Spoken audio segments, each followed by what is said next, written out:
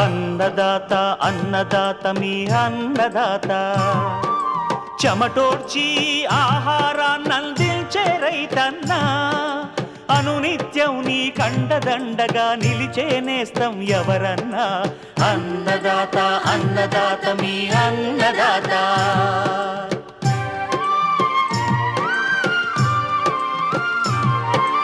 నూతన రీతుల సాగుబడికి, నూరింతలు పెరిగే దిగుబడికి సూచనలిచ్చే సస్య రక్షణకు, పశు పోషణకి శాస్త్ర విజ్ఞానం అందించి ముందుకు నడిపే తెలుగు రైతు భారతదేశానికి మకుటం అయ్యేలా తీర్చిదిద్దే ఆశయంతో మిమ్ము మేలు కొలిపేది అన్నదాత.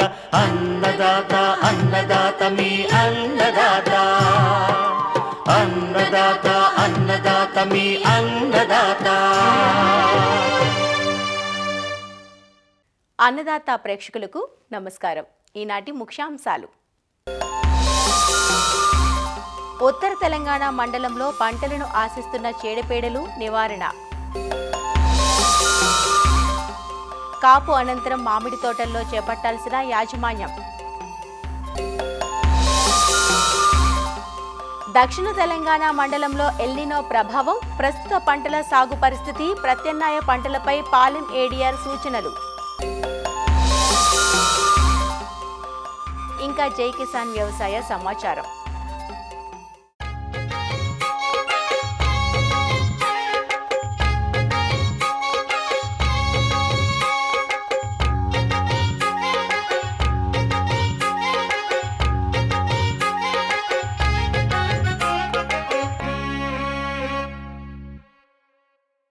ఉత్తర తెలంగాణ మండలంలో సాగయిన వరి, మొక్కజొన్న, ప్రత్తి పంటల్లో ప్రస్తుతం పలు రకాల చీడపీడలు ఆశించే ఆస్కారం ఉందంటూ శాస్త్రవేత్తలు తెలియజేస్తున్నారు.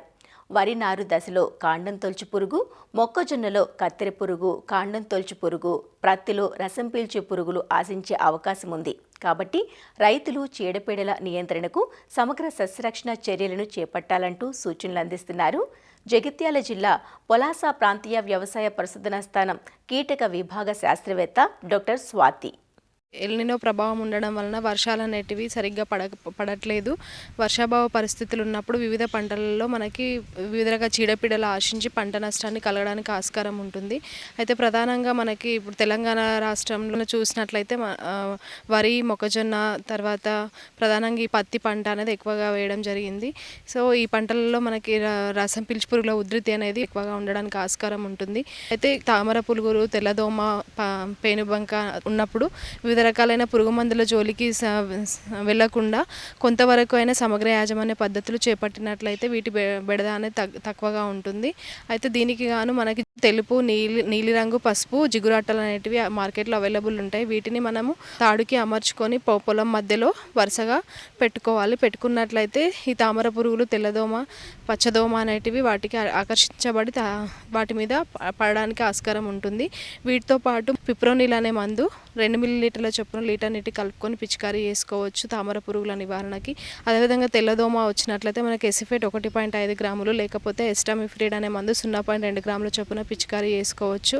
పచ్చదోమ ఆశించినట్లయితే కూడా మనకి ఇమిడాక్లోప్రిడ్ అనే మందు దొరుకుతుంది. అది 0.3 మిల్లీలీటర్ల చొప్పున లీటర్ నీటి కలుపుకొని పిచికారీ చేసుకోవచ్చు. అయితే ఇప్పుడు ప్రస్తుతం వరి పొలంలో వరి అనేది ఈ గత 3-4 రోజుల నుంచి వర్షం అనేది పడుతుంది. కాబట్టి మనకి కాండం తొలుచు పురుగు ఉధృతి అనేది రావడానికి ఆస్కారం ఉంటుంది. ఇప్పటివరకు వరి నారుమడి దశలోనే ఉండిపోయింది. ఒకవేళ నారు అనేది ముదిరిన నారు ఉన్నట్లయితే మనకి ఆకుకొనలు అనేటివి తుంచుకొని నాటుకోవాలి. అలా నాటుకున్నట్లయితే ఆకుకొనల మీద ఉన్న గుడ్లు అనేటివి పోవడానికి ఆస్కారం ఉంటుంది. అదేవిధంగా నాటుకునే పరిస్థితిలో ఉన్నట్లయితే కొంతవరకు ఏరియా తగ్గించుకొని, అంటే నారుమడి అనేది ఒక 5 ఎకరాలకి వేసుకున్నప్పటికీ కూడా ఒక 2 ఎకరాల వరకు తగ్గించుకొని వేసుకున్నట్లయితే తర్వాత దశలో వర్షం అనేది పడకపోతే కూడా కొంతవరకైనా మనకున్న నీటి వసతితో సాగు చేసుకోవచ్చు. తర్వాత మన కార్బోఫిరాన్ 3CG గుళికలు అనేవి మార్కెట్లో దొరుకుతాయి. వాటిని గుంట నారుమడికి 400 గ్రాముల చొప్పున బురద పదంలో చల్లుకొని ఇంకేటట్లు చేస్తే కాండం తొలచు పురుగు ఉధృతి అనేది తక్కువగా ఉంటుంది. తర్వాత మనకి మొక్కజొన్న విషయానికి వచ్చినట్లయితే కత్తెర పురుగు కానీ కాండం తొలచు పురుగు అనేది కూడా రావడానికి ఆస్కారం ఉంటుంది. దీనికి మనకి క్లోరాంట్రనిలిప్రోల్ అనే మందు దొరుకుతుంది. అది 0.3 మిల్లీలీటర్ల చొప్పున, లేదా ఇమామెక్టిన్ బెంజోయేట్ అనే మందు దొరుకుతుంది. అది 0.4 గ్రాముల చొప్పున పిచికారీ చేసుకోవచ్చు. మన లింగాకర్షణ బుట్టలు అనేవి కూడా మార్కెట్లో అవైలబుల్ ఉంటాయి. వీటిలో మగ పురుగులను ఆకర్షించడానికి ఆడపురుగు రసాయన మందు అనేది ఉంటుంది. కాబట్టి లింగాకర్షణ బుట్టలు 3 నుంచి 4 వరకు ఎకరానికి పెట్టుకున్నట్లయితే మన ఖర్చు అనేది తగ్గించబడుతుంది. తర్వాత పేనుబంక అనేది కూడా రావడానికి ఆస్కారం ఉంటుంది. దీనికి మనకి ఎసిఫెట్ అనే మందు బాగానే పనిచేస్తుంది. 1.5 గ్రాముల చొప్పున లీటర్ నీటికి కలుపుకొని పిచికారీ చేయాలి. తర్వాత కొంతవరకు సోయా చిక్కుడు అనేది కూడా వేయడం జరిగింది. సోయా చిక్కుడులో కాండం తొలచు ఈగ, పెంకు పురుగు అనేది రావడానికి ఆస్కారం ఉంటుంది. దీనికి గాను బీటా సైఫ్లోత్రిన్ ప్లస్ ఇమిడాక్లోప్రిడ్ అనే మిశ్రమ మందు ఉంటుంది. దీనికి 1.25 మిల్లీలీటర్ల చొప్పున లీటర్ నీటి కలుపుకొని పిచికారీ చేసుకోవచ్చు. అదేవిధంగా కూరగాయల పంటల్లో కూడా ఎక్కువగా రసం పీల్చి పురుగుల బెడద అనేది ఎక్కువగా ఉండడానికి ఆస్కారం ఉంటుంది. వీటిలో కూడా జిగురు అట్టలు అనేవి పెట్టుకుంటే మనకి పురుగుల ఉధృతి అనేది తగ్గించబడుతుంది. వివిధ పంటలలో సూచించినటువంటి పురుగు మందులను, తర్వాత సమగ్ర సస్యరక్షణ పద్ధతులను పాటించినట్లయితే మనకి సాగు ఖర్చు అనేది తగ్గించబడుతుంది. అదేవిధంగా పురుగుల సంఖ్య అనేది తగ్గించబడి అధిక దిగుబడికి రావడానికి ఆస్కారం ఉంటుంది.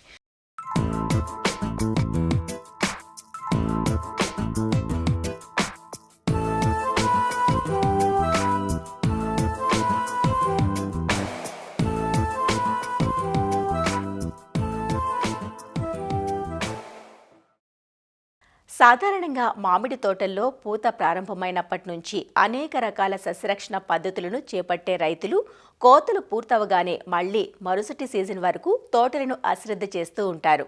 దీంతో ఎండు పుల్ల పెరిగి తోటలు చీడపీడలకు ఆవాసాలుగా మారతాయి. అలా కాక కాపునిచ్చి అలసిన చెట్లకు కొన్ని రోజులు విశ్రాంతినిచ్చి తరువాత కొమ్మ కత్తిరింపులు, పోషక యాజమాన్యాన్ని చేపడితే రాబోయే సీజన్కు చెట్లు ఆరోగ్యంగా ఉండి అధిక ఉత్పత్తినిస్తాయి. కాపు అనంతర మామిడి తోటల్లో చేపట్టాల్సిన యాజమాన్య సస్యరక్షణ చర్యల గురించి సంగారెడ్డి ఫల పరిశోధనా స్థానం శాస్త్రవేత్త మౌనిక వివరిస్తున్నారు. మామిడి ఫలరాజు మనకి తెలంగాణ, ఆంధ్ర ప్రాంతాలలో కోత అనంతరం పరిస్థితుల్లో ఉందండి. అనగా మనకి జూన్ 15 వరకు రైతులు కాయలు అనేవి కోత దశలో ఉన్నవి తీసుకున్నారు. ఇప్పుడు కోత అనంతరం మనం కొన్ని చర్యలు తీసుకుని మన చెట్లను మనం కాపాడుకోవచ్చండి. దానిలో ముఖ్యంగా వచ్చేసి కోత అనంతరం మనం మామిడి చెట్లకి కనీసం 15 నుంచి 20 రోజుల వరకు విశ్రాంతి అనేది ఇవ్వాల్సి ఉంటుందండి. 15 రోజుల నుంచి 20 రోజుల వరకు విశ్రాంతి ఇచ్చిన తర్వాత మనకి మామిడి తోటలో కొమ్మ కత్తిరింపులు అనేవి మనం చేపట్టవలసింది ఉంటుందండి. ఈ కొమ్మ కత్తిరింపులు అనగా మనం ఏంటంటే దీన్ని ప్రూనింగ్ అని అంటామండి. ఇది లైట్గా చేసుకోవాలి. అనగా మనకి ఎక్కడైతే మనకి కాయల పిందెలు కానీ మనకి కాయలు కానీ వచ్చాయో అట్లాంటి కొమ్మలు, ఎండిపోయిన రెమ్మలు ఏవైతే మన చెట్లో ఉన్నాయో వాటిని మనం కత్తిరించుకోవాల్సి ఉంటుందండి. ఈ కొమ్మ కత్తిరింపుల్లో ముఖ్యంగా చేసుకోవాల్సినవి మనకి అడ్డదిడ్డంగా పెరిగిన కొమ్మలు కానీ, రెమ్మలు కానీ, ఇంకా మనకి ఏవైతే తెగుళ్ళు, ఇంకా పురుగులు, చీడపీడలు ఆశించిన కొమ్మలు కానీ, రెమ్మలు కానీ ఏవైతే ఉంటాయో వాటిని మనం తీసివేసేయాల్సి ఉంటుందండి. ముఖ్యంగా ఏదైతే లేత తోటలు ఉంటాయో కొత్తగా పెట్టుకున్న తోటల్లో మనకి సెంటర్ ఓపెనింగ్ అనేది చేయాలండి. అనగా చెట్టు లోపలికి సూర్యరశ్మి ఎంత బాగా సోకుతుందో అంతే చీడపీడ అనేది మనకి రావడం తగ్గుతుంది. కత్తిరింపులు చేసుకునేటప్పుడు ఇంకొక జాగ్రత్త పాటించవలసి ఉంటుందండి. పెద్ద కొమ్మలు ఎప్పుడైతే కత్తిరించుకున్నామో దాని మీద నీళ్లు పడ్డా కూడా నీళ్ళు అనేవి చెట్టు లోపలికి వెళ్లకుండా నీళ్ళు అనేవి కింద భాగం నుంచి కారిపోయేలాగా మనము స్లాంట్ కట్ అనేది ఇవ్వడం మనకి చాలా ముఖ్యం అండి. ఈ రకంగా చేసుకుంటే మనకి ఏంటంటే కత్తిరింపులు చేసుకున్న ప్రదేశంలో ఏ చీడపీడలు రాకుండా ఉంటుంది. కత్తిరింపులు చేసుకున్న ప్రాంతంలో COC కాపర్ ఆక్సిక్లోరైడ్ని పేస్ట్ లాగా కలుపుకుని పూతలాగా పూసుకోవచ్చు. లేదా 1% బోడో మిశ్రమం అనగా సున్నం ఇంకా మైలుతుత్తం సమానం పరిమాణంలో కలుపుకున్న పేస్ట్ని కూడా మనం ఈ కొమ్మ కత్తిరింపులు చేసుకున్న చోట మనం పూసుకున్నట్లయితే ఎలాంటి చీడపీడ రాకుండా ఉంటుంది. అకాల వర్షాలు కానీ లేకపోతే అధిక వర్షాలు కానీ వచ్చిన పరిస్థితుల్లో మనం ఆకుల్లో నల్ల మచ్చ తెగులు కూడా ఈ మధ్య మామిడిలో కనిపిస్తోందండి. ఇలాంటివి గమనించినప్పుడు మనం అవసరాన్ని బట్టి కాపర్ ఆక్సిక్లోరైడ్ ఒక 3 గ్రాములు లీటర్ నీటికి చొప్పున కలుపుకుని, అలాగే స్ట్రెప్టోమైసిన్ సల్ఫేట్ దీన్ని ఒక 1/2 గ్రామ్ లీటర్ నీటికి చొప్పున కలుపుకుని మనం పిచికారీ చేసుకున్నట్టయితే ఆ బ్యాక్టీరియల్ నల్లమచ్చ తెగులు అనేది మన తోటలో అధికంగా ఉంటే మనం దాన్ని నుంచి మనం చెట్లను కాపాడుకోవచ్చండి. కాయలు కోత అనంతరం చాలా కాయలు మనకి పండుగ వచ్చినవి కానీ మనకి భూమిలో పడిపోయి ఉన్నట్టు మనం గమనించడం జరుగుతుంది. ఇటువంటి కుళ్ళిపోయిన కాయలని, రెమ్మలని కానీ పూతని కానీ మనం తోట నుంచి ముందుగానే సేకరించి బయట వేసి నాశనం చేసుకోవాలండి. లేని తరుణంలో మనకి పండుగ అనేది వచ్చే సంవత్సరం కూడా ఉధృతి అనేది మరీ ఎక్కువగా కనిపించడం మనం గమనించవచ్చు. సో ఇలాంటి చర్యలు తీసుకుని మనము మన చెట్లని మనం కాపాడుకోవచ్చండి. ఇదే విధంగా మనం ఇప్పుడు చూసుకున్నట్టయితే ఇప్పుడు వర్షాకాలంలో చాలామంది రైతులు కొత్త మామిడి తోటలు కానీ పళ్ళ తోటలు కానీ పెట్టుకోవడానికి చాలా ఆసక్తి చూపిస్తూ ఉంటారు. ఇటువంటి తరుణంలో ఎప్పుడూ కూడా మంచి మేలైన మొక్కల్ని ఎన్నుకుని మనకి నాటుకోవడం అనేది మనకి చాలా శ్రేయస్కరము. మామిడిలో మనం చూసుకున్నట్లయితే 5x5 మీటర్లు అంటే చెట్టుకి వరుసకి 5 మీటర్ల చెప్పున దూరంలో పెట్టుకుంటే దీన్ని మనం హై డెన్సిటీ ప్లాంటింగ్ అంటామండి. దీనిలో మనకి ఎకరానికి దాదాపు 120 మొక్కల వరకు మనం పెట్టుకోవచ్చండి. ఎప్పుడైనా కొత్త తోట పెట్టే ముందర మట్టి పరీక్ష మరియు నీటి పరీక్ష అనేది చేయించుకోవాలండి. ఎందుకనగా మనకి కొన్ని నేలల్లో కొన్ని రకాల పళ్ళ మొక్కలు అనేవి మనకి బాగా గ్రోత్ ఉంటాయి కనుక మన భూమిలో మనకున్న నత్రజని, భాస్వరము, పొటాషియం ఎంత శాతం ఉన్నదో అనేది మనం తెలుసుకోవడానికి మనకి ఇది దోహదపడుతుంది. అదేవిధంగా నేలలో కనుక మనకి ఏమైనా ఉప్పు శాతం ఎక్కువగా ఉంటే కనుక కొన్ని రకాల పళ్ళ మొక్కలు అనేవి మన తోటల్లో సరిగా ఎదుగుదల ఉండవు కనుక ముందు జాగ్రత్త కింద ఈ మట్టి పరీక్ష, నీటి పరీక్ష అనేవి మనం చేసుకున్నట్టయితే మనం పెట్టుకునే మొక్కలకి ఎదుగుదల అనేది చాలా బాగుంటుంది.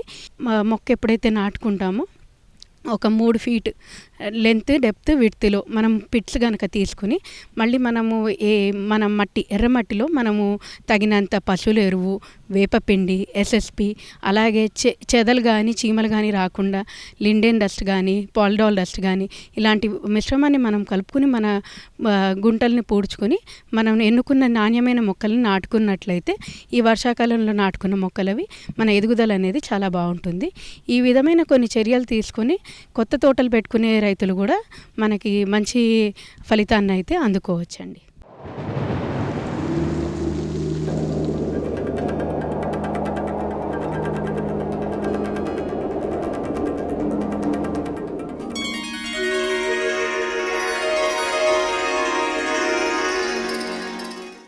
ఈ ఏడాది ఎల్నినో ప్రభావం పంటల సాగుపై ఉంటుందని, వర్షాభావ పరిస్థితులు నెలకొంటాయని సీజన్ ఆరంభానికి ముందు నుంచి వాతావరణ శాఖ హెచ్చరిస్తూ వచ్చింది.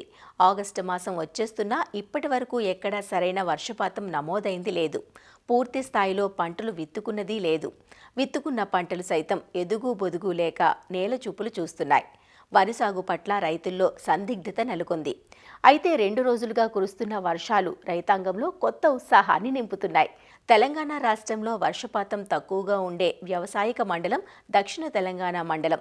11 జిల్లాలు మహబూబ్ నగర్, నల్గొండ, నాగర్ కర్నూల్, వనపర్తి, జోగులాంబ గద్వాల్, నారాయణపేట్, రంగారెడ్డి, మేడ్చల్ మల్కాజిగిరి, వికారాబాద్, యాదాద్రి భువనగిరి, సూర్యాపేట్ జిల్లాలు ఈ మండలం క్రిందకు వస్తాయి. ప్రధానంగా వరి, ప్రత్తి, మొక్కజొన్న, వేరుశనగ పంటలను ఇక్కడ సాగు చేస్తారు.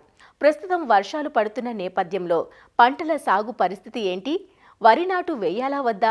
ముదురు నారు నాటాల్సి వస్తే ఎలాంటి జాగ్రత్తలు తీసుకోవాలి? ఈ వర్షాలను ఉపయోగించుకొని ఆగస్టులో ఏ పంటలు విత్తుకోవచ్చు అన్న సూచనలతో మన ముందుకొస్తున్నారు పాలెం ప్రాంతీయ వ్యవసాయ పరిశోధనా స్థానం సహ పరిశోధక సంచాలకులు డాక్టర్ ఎల్ కృష్ణ. మనం దక్షిణ తెలంగాణ మండలంలో మనకి ఎల్నినో ప్రభావం వల్ల ఉన్నటువంటి పరిస్థితులు మనం చూసుకున్నట్లయితే దాదాపుగా మనకి దక్షిణ తెలంగాణ మండలంలో మనకి 49.8 లక్షల ఎకరాలలో మనకి ఈ వానాకాలంలో పంటలు సాగు చేపడతా ఉంటారు. ఇప్పటి వరకు మనకి దాదాపుగా 20 లక్షల ఎకరాల వరకు మాత్రమే సాగు చేపట్టడం జరిగింది. ఇప్పటి వరకు ఈ దక్షిణ తెలంగాణ ప్రాంతంలో మనకి సాధారణ వర్షపాతం 192 మిల్లీమీటర్లకు గాను మనకి ఇప్పటి వరకు మనకి 140 మిల్లీమీటర్లు మాత్రమే నమోదు చేసుకోవడం జరిగింది. అంటే దాదాపుగా 27% మనకి లోటు వర్షపాతాన్ని మనము నమోదు చేసుకోవడం జరిగింది.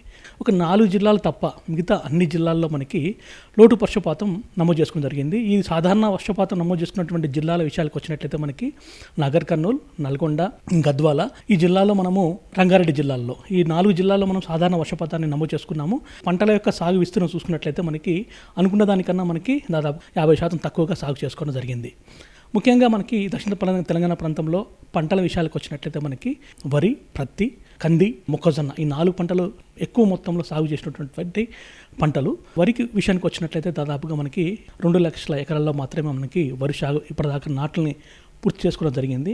కాటన్ 19.8 లక్షల ఎకరాల్లో సాధారణ విస్తీర్ణం ఉందో మనకి దాంట్లో మనకి దాదాపుగా మనకి 20% తక్కువగా మనకి సాధారణ విస్తీర్ణం నమోదు చేయడం జరిగింది. మన కంది విషయానికి వచ్చినట్లయితే దాదాపుగా ఇప్పటి వరకు మనకి 2.35 లక్షల ఎకరాలకు గాను మనకి 1.65 లక్షల ఎకరాల్లో కంది సాగు చేయడం జరిగింది. ఇప్పుడున్న పరిస్థితుల్లో మనము ఆగస్టు 15 వరకు కూడా మనకి కందు సాగు చేసుకోవడానికి అవకాశం ఉంది మనకి ఈ మన దక్షిణ తెలంగాణ ప్రాంతంలో. ఇప్పుడున్నటువంటి ఈ వర్షాభావ పరిస్థితుల్లో అందరు రైతులు కూడా ఇప్పుడు ఏంటంటే ఉన్న పరిస్థితుల ప్రకారంగా నాట్లు వేయాలా వద్దా అనేటటువంటి ఆలోచనలో ఉన్నారు. ఎక్కడైతే నీటి వసతి ఉంది మనకి ఆధారం చెరువుల కింద అదేవిధంగా బావుల కింద నీటి వసతి ఉన్నటువంటి రైతులు మాత్రమే వరి ప్రధాన పొలంలో నాట్లు వేసుకుంటే మంచిది. ఒకవేళ మనకి నీటి వసతి లేదు, వర్షాధారంగా కొన్ని తడుల మీద మనకి బోర్లు రీఛార్జ్ అవుతున్న రైతులు ఖచ్చితంగా మనకి పంటల యొక్క ప్రత్యామ్నాయటువంటి పంటల వైపు ఖచ్చితంగా మళ్ళాల్సినటువంటి అవసరం ఉందండి. ముదురు నారుని కనుక వేసుకోవాల్సినటువంటి పరిస్థితులు వచ్చినట్లయితే కనుక రైతులు దీర్ఘకాలిక రకాలను కానీ మధ్యకాలిక రకాలను కానీ సాగుకి ఎంపిక చేసుకున్న రైతులు మాత్రమే మనకి ఈ ముదురు నారుని వేసుకుంటే మంచిగా ఉంటుంది. అదేవిధంగా స్వల్పకాలిక రకాలను కనుక సాగుకి ఎంపిక చేసుకొని ముదురు నారుని వేసుకోవాల్సిన పరిస్థితులు ఉంటే కనుక రైతులు 1-2 సార్లు ఆలోచించాల్సిన అవసరం ఉందండి. ఒకవేళ ముదురు నారులు వేసుకునేటప్పుడు రైతులు ఖచ్చితంగా మొక్కలకి మధ్యలో దూరం తక్కువగా ఉండేటట్టుగా చూసుకోవాలి. అదేవిధంగా ఒక కుదురుకి 3-4 మొక్కలు ఉండేటట్టుగా ఖచ్చితంగా చూసుకోవాలి. అదేవిధంగా మనకి ఈ కాండం తొలిచే ఉధృతి కనుక మనకి ఎక్కువగా ఉంటుంది కాబట్టి నాట్లు వేసుకునేటప్పుడు ఈ ముదురునారు యొక్క కొసల్ని తుంచుకున్నట్లయితే మనకి ఆ కొసల మీద ఉన్నటువంటి కాండం తొలిచే పురుగు యొక్క గుడ్ల యొక్క సముదాయాన్ని మనము నిర్మూలించినట్టు వాళ్ళం అవుతాము. అదేవిధంగా ముదురునారు వేసుకున్నటువంటి పరిస్థితుల్లో రైతులు సిఫారసు చేయబడినటువంటి నత్రజని ఏదైతే ఉందో దానిలో సగభాగాన్ని మనము ఆఖరి దమ్ములో వేసుకొని మనము నాట్లు వేసుకున్నట్లయితే ఆశించినటువంటి దిగుబడులు పొందడానికి అవకాశం ఉంది. కాటన్ చూసుకున్నట్లయితే దాదాపుగా మనకి సాధారణ విస్తీర్ణంలో దాదాపుగా మనకి 80% వరకు కాటన్ ఆల్రెడీ రైతులు సాగు చేయడం జరిగింది. గత వారంలో అంటే 3-4 రోజులు మనకు ఉన్నటువంటి ఈ అడపదడప వర్షాలు ఉండటం వల్ల కొంచెం వరకు వర్షాభావ పరిస్థితి నుంచి లేకుండా ఉంది మనకి. ముఖ్యంగా ఈ బెట్ట పరిస్థితులు రావడం వల్ల ఆశించినటువంటి శాఖీయ పెరుగుదల లేదు. ప్రతి పంటలో మనకి ఈ బెట్ట పరిస్థితులు రావటం వల్ల మనకి రసం పీల్చే పురుగుల యొక్క ఉధృతి ఎక్కువగా ఉన్నట్టుగా మనకి రిపోర్ట్స్ రావడం జరిగిందండి. కొద్ది మొత్తంలో అంటే బిలో ఈటీఎల్ కనుక ఉన్నట్లయితే మనకి వేప నూనెని మనము 1500 ppm వేప నూనెని మనము 1 లీటర్ నీటికి 5 మిల్లీమీటర్ల చొప్పున మనం పిచికారీ చేసుకున్నట్లయితే మొదటి దశలో ఉన్నటువంటి ఈ రసం పీల్చే పురుగుల యొక్క ఉధృతిని లేకుండా చూసుకోవచ్చు. అదేవిధంగా ఈ రసం పీల్చే యొక్క ఉధృతి మనకి బెట్ట పరిస్థితులు ఎక్కువగా వస్తుంది కాబట్టి రైతులు ఖచ్చితంగా వాటికి సిఫారసు చేయబడినటువంటి మందులు పిచికారీ చేసుకొని మనము ఈ రసం పీల్చే బారిన నుంచి మనం పంటను ఖచ్చితంగా రక్షించుకోవాలి. వర్షాభావ పరిస్థితులు ఉన్నాయి కాబట్టి మనకి ఈ మన ఇంటర్ కల్టివేషన్ ఆపరేషన్స్ చేసుకుంటూ భూమి పైపొరలో ఉన్నటువంటి తేమని మనము ఆరిపోకుండా మనము కాపాడుకోవాలి. మన జోన్లో ఉన్నటువంటి మరొక ప్రధానమైనటువంటి పంట మనకి కంది పంట. ఒకవేళ మనకి ఇప్పుడున్న ప్రత్యామ్నాయ పంటల్లో భాగంగా మనము కందిని కూడా దక్షిణ తెలంగాణ ప్రాంతంలో ఉన్నటువంటి రైతాంగం సాగుకి ఎంపిక చేసుకోవచ్చు. దీంట్లో ముఖ్యంగా మనకి ఎర్ర నేలలో అయితే మనకి PRG 176 అనే రకాన్ని మనము సాగుకి ఎంపిక చేసుకోవచ్చు. నల్లరేగడి నేలల్లో మనకి TDRG 59 అనే రకం మనకి అవైలబుల్గా ఉంది మనకి కందిలో. ఈ 2 యొక్క విత్తనాలు కూడా మనకి రాష్ట్ర ప్రభుత్వము సీడ్ కార్పొరేషన్ ద్వారా కానీ యూనివర్సిటీలో కానీ మనకి విత్తనాల లభ్యత ఉంది. ఆగస్టు 15 వరకు కూడా మన కందిని వేసుకోవడానికి అవకాశం ఉంది. కాకపోతే దీనిలో మనం కంది సాగు చేపట్టేటువంటి రైతులు మనకి ఈ సాళ్ళ మధ్యలో దూరాన్ని తగ్గించుకొని మొక్కల సంఖ్య ఎకరానికి మొక్కల సంఖ్య ఎక్కువగా ఉన్నట్లుగా చూసుకున్నట్లయితే మనము ఆశించినటువంటి దిగుబడిని పొందడానికి అవకాశం ఉంది. దక్షిణ తెలంగాణ ప్రాంతంలో ప్రత్యామ్నాయంగా వేసుకున్నటువంటి పంటలో మనం ఇంకోటి సిఫారసు చేసినటువంటి పంట మనం ఆముదం. ఈ ఆముదం పంటను కూడా మనము ఆగస్టు 15 వరకు మనము ఆముదం పంట యొక్క సాగుని చేపట్టవచ్చు. దీంట్లో మనకి PCH 111 అనే రకం హైబ్రిడ్ మనకి అందుబాటులో ఉంది. వరుసల మధ్యలో దూరం ఎక్కువగా లేకుండా మనకి వరుసల మధ్యలో దూరాన్ని తగ్గించుకొని అధిక సాంద్రత పద్ధతిలో కనుక మనము ఈ సాగు చేపట్టట్లేదంటే మనకి ఆశించినటువంటి దిగుబడులు తీసుకొని రైతులు పంటని ఈ మన సీజన్ కోల్పోకుండా ఉండడానికి అవకాశం ఉందండి. ప్రత్యామ్నాయ పంటల్లో భాగంగా మనకి సాగు చేసుకోవడానికి ఇంకోటి అనువైనటువంటి మనకి పంట మనకి రాగి పంట. ఈ రాగి పంటలో మనం చూసుకున్నట్లయితే మన దగ్గర ఈ పాలెం రాగి 38 అంటే PRS 38 అనే రకం మన దగ్గర విత్తనం అందుబాటులో ఉంది. ఆగస్టు 15 వరకు కూడా రైతులు ఈ పంటను వేసుకోవచ్చు. అదేవిధంగా మనకి ఇంకొక ప్రత్యామ్నాయ పంట మనకి ఈ ఉలవలు CRHG 22 అనే రకము మనకి నలుపు గింజ రకము. అదేవిధంగా మనకి CRHG 19 అనే రకం మనకి గోధుమ గింజ ఉన్నటువంటి ఉలవ రకాలు. ఈ 2 ఉలవ రకాలను కూడా మనం ఆగస్టు చివరి వరకు కూడా మనకి సాగు చేసుకోవడానికి అనువైనటువంటి ప్రత్యామ్నాయ పంటలండి. ఇప్పటిదాకా నార్లు వేసుకోకుండా ఇంకా మనకి నీటి వసతి ఉంది, మనము వరి సాగు చేద్దాం అనుకునేటువంటి రైతులు ఏవైతే ఉన్నారో మనకి వరి సాగుకి మనం రికమెండ్ చేస్తలేమండి. ఒకవేళ చెరువుల కింద ఉన్నటువంటి దిగుబడి పొలాల్లో ఉండి వాటికి మనం వరిని ఇంకా సాగుకి ఎంపిక చేసుకోవాలి, ఇంకా నార్లు పోసుకోలేదు అనుకునే కనుక మనకి స్వల్పకాలిక రకాలు అంటే తెలంగాణ సోనా రకము RNR 15-048 రకాన్ని మనం సాగుకి ఎంపిక చేసుకోవచ్చు. దాన్ని కూడా మనము డైరెక్ట్ సీడింగ్ అంటే దమ్ము చేసిన తర్వాత మనం వెదజల్లే పద్ధతిలో కానీ లేదా డ్రమ్ సీడర్ పద్ధతిలో మనం వేసుకోవచ్చు అండి. మనకి నీటి వసతి తక్కువగా ఉన్నటువంటి రైతులు, వరి నాట్లు వేసుకున్నటువంటి రైతులు నీటిని ఆదా చేసుకోవడం కోసం మనము AWD పద్ధతిలో మనము సాగు చేసుకున్నట్లయితే కొంచెం దాదాపుగా నీటిని మనం ఆదా చేసుకోవచ్చు. AWD పద్ధతి అంటే మనము ఆల్టర్నేట్ వెట్టింగ్ అండ్ డ్రైయింగ్ అంటాము. అంటే మనము నీటిని అందిస్తూ ఎప్పుడు స్టాండింగ్ క్రాప్లో మనం నీటిని ఉంచకుండా మనము నీటిని అడపాదడప అంటే వారానికి ఒకసారి మనకి నీటిని ఇచ్చుకున్నట్టు మనము వెళ్ళొచ్చు అండి. మనకంటే పూత సమయం వరకు కూడా మనము ఆరుతడి పద్ధతుల్లో మనము నీటిని పెట్టుకుంటూ తీసుకున్నట్లయితే నీటిని ఆదా చేసుకోవచ్చు. వరిలో మనకి స్టాండింగ్ వాటర్ పూత నుంచి గింజ కట్టిపడే దశ వరకు మనము దశలో మాత్రమే మనము నీటి ఎద్దడి లేకుండా చూసుకోవాలి. అంతకన్నా ముందు టిల్లరింగ్ స్టేజ్లో మనకి అడపాదడప అంటే ఆల్టర్నేట్ వెట్టింగ్ అండ్ డ్రైయింగ్ పద్ధతిలో మనం సాగు చేసుకున్నట్లయితే నీటిని ఆదా చేసుకునేటువంటి అవకాశం ఉంది. సో ఇప్పుడున్నటువంటి ఎల్నినో పరిస్థితుల్లో రైతులు ముఖ్యంగా గమనించాల్సిన విషయం ఏంటంటే మనకి అన్ని పంటల్లో కూడా భూమిలో సరైనటువంటి తేమ ఉన్నప్పుడు మాత్రమే నత్రజని ఎరువులని మనం భూమికి అందించాలా. అదేవిధంగా మనకి ఒకవేళ ఈ బెట్ట పరిస్థితులు కనుక గ్యాప్ ఎక్కువగా వచ్చినట్లయితే మనము డైరెక్ట్గా ఫర్టిలైజర్స్ భూమిలో వేయకుండా మనము వాటర్లో సాల్యుబుల్ అయ్యేటటువంటి మన ఫర్టిలైజర్స్ ఏవైతే ఉన్నాయో పైపాటుగా మనం పిచికారి చేసుకున్నట్లయితే మొక్కలు ఈ వర్షాభావ పరిస్థితుల బెట్టం నుంచి కొంచెం మనకి గట్టెక్కడానికి అవకాశం ఉంటుంది. అదేవిధంగా మనకి ఈ రానున్న రోజుల్లో మనకి ఈ వర్షాభావ పరిస్థితుల్లో మనకి ఎలక్ట్రిసిటీ కూడా మనకి ప్రాబ్లం ఉంటుంది కాబట్టి అన్ని విషయాలని ఆలోచించి మనము సాగు చేపట్టేటటువంటి అవసరం ఉంది.